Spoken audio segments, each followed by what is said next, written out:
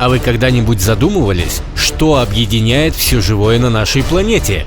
Какая же главная взаимосвязь между миллиардами живых существ на Земле?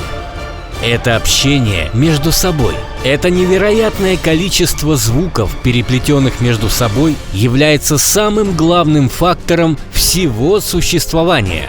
Общение между организмами настолько разнообразно, что, скорее всего, не хватит и целой жизни, чтобы показать вам все примеры.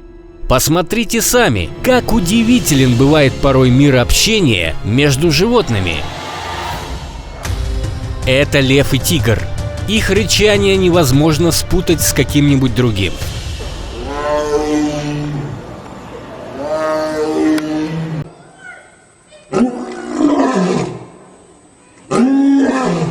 Рев льва, разносящийся в открытых саваннах Восточной Африки на огромные расстояния, это грозное предупреждение для потенциальных нарушителей границ. Он говорит о том, что территория занята, и ее будут защищать. Хотя чаще всего львы ревут после захода солнца. Рев в другое время суток означает, что прайд только что съел свою добычу.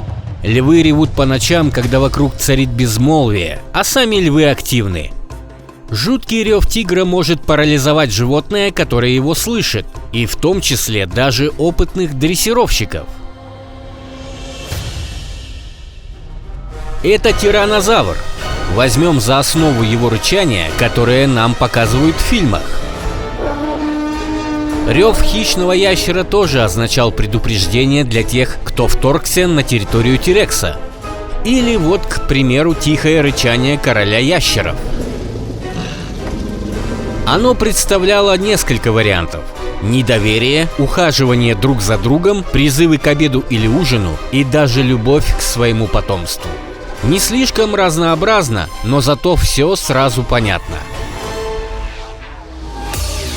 Подпишись на наш канал и наши соцсети, вот они, сделай это обязательно. И тогда мы поделимся с тобой самым интересным из жизни доисторического мира. Ставь палец вверх и оставляй комментарий. Не забывай бить в колокол, чтобы не пропустить новые и интересные выпуски от нашего канала.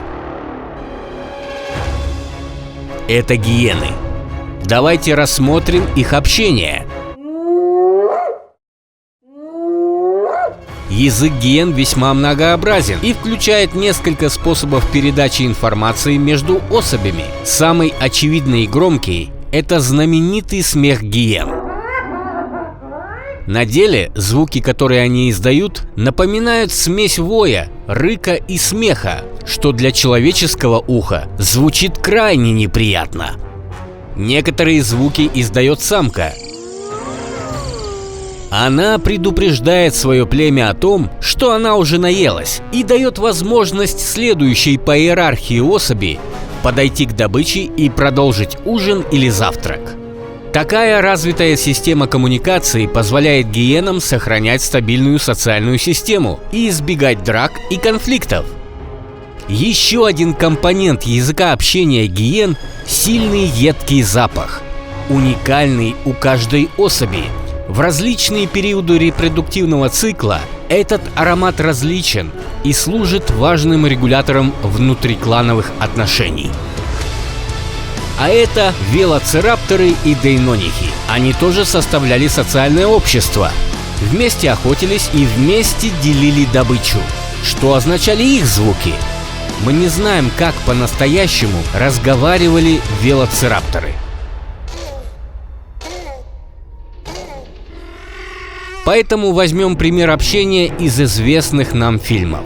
В фильме «Парк юрского периода» звук общения велоцирапторов друг с другом базируется на криках спаривающихся черепах. Звуки красивые и необычные. Они означали призыв сородичей, призывы к ужину, призывы к засаде, угрожающие призывы в виде шипения, а призывы к атаке были оглушительным визгом. Но некоторые скептики говорят, что рапторы, кроме шипения, вообще ничего не могли издавать. Может, оно было и так. Это носорог африканский. Какие звуки издает он? обычное хрюканье свиньи. Этим он выражает недовольство, ухаживание за самкой и предупреждение. Но такое чувство, что большую часть времени он живет молча. Даже нападает на кого-нибудь, представляющего угрозу, тоже абсолютно молча. Трицератопс – достаточно известное травоядное мелового периода. Его звуки, скорее всего, были похожи на стоны неудачника, которому в этой жизни все плохо. Работы нет, денег нет, жена ушла, и Тирекс сейчас сожрет, хотя, возможно, голос у него мог бы быть как у соловья. Мы пока этого не знаем. Но лидерами по звуку, конечно, являются современные птицы. Вы только послушайте.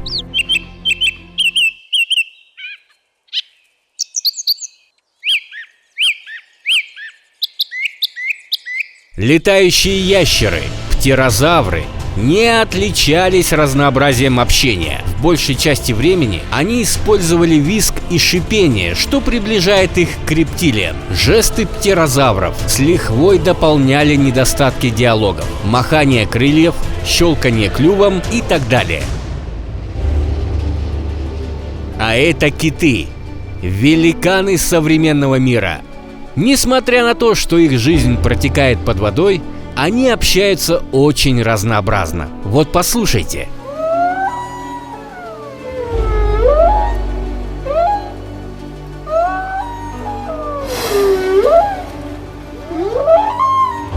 Это настоящий язык общения. Призыв о помощи, призывы к совместному плаванию, призывы к обеду и ужину.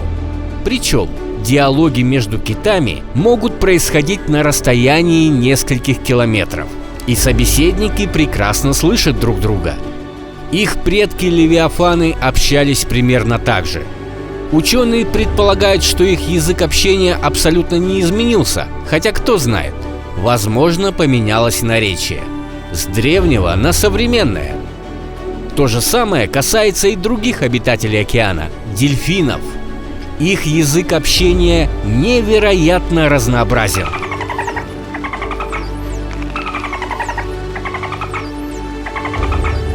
Им не надо ни телефонных мессенджеров, ни социальных сетей. У них уже это все встроено физиологически. Эхолокация спокойно заменяет интернет. Они общаются, играют, влюбляются, растят потомство и охотятся. Все делается дружно и сообща. Что не скажешь о их предках, ихтиозаврах. Эти морские ящеры предпочитали одинокую жизнь и объединялись лишь на время для создания потомства. Язык общения тоже не был богат, что характерно для одиноких хищников. Звуки в жизни насекомых играют огромную роль. Быстро взмахивая крыльями, многие из них довольно громко жужжат. Например, домовая муха, махая крыльями с частотой 345 Гц в секунду, воспроизводит звучание ноты фа первой октавы. Пчелиная матка издает более разнообразные звуки.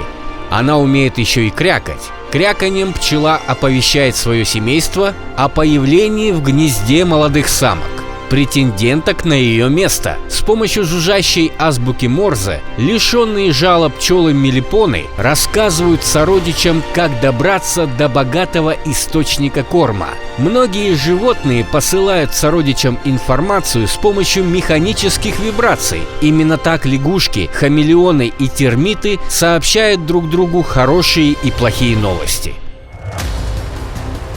А один из видов, населяющих Коста-Рика, клопов-щитников, даже научился преобразовывать механические вибрации в звуковые. Когда многочисленная группа самцов принимается сотрясать ветку дерева, очень похожую на звук тубы.